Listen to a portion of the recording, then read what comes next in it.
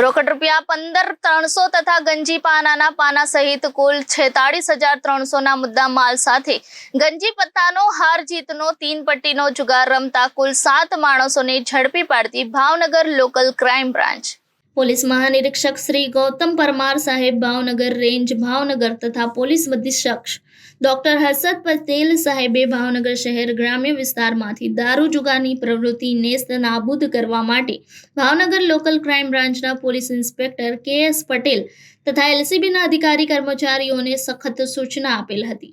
તે અન્વયે ભાવનગર એલસીબી સ્ટાફના માણસો ભાવનગર શહેર વિસ્તારમાં પેટ્રોલિંગમાં હતા। તે દરમિયાન ભાવનગર ઓડડિયાવાસમાં આવેલ જાહેર મેદાનમાં સ્ટ્રીટ લાઇટના અજવાળે જાહેર જગ્યામાં અમુક માણસો ભેગા થઈ ગોળ કુંડાળું વળી ગંજી પાતાના પાના વડે 3 પત્તીનો હાર જીતનો જુગાર રમાતો હોવાની બાતમી મળેલ હતી।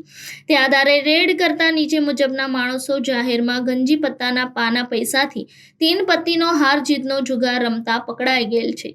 તેઓ વિરુદ્ધ ઘોઘા રોડ પોલીસ સ્ટેશનમાં જુગાર પ્રતિબંધક ધારાની કલમ હેઠળ ગુનો દાખલ કરવામાં આવેલ છે।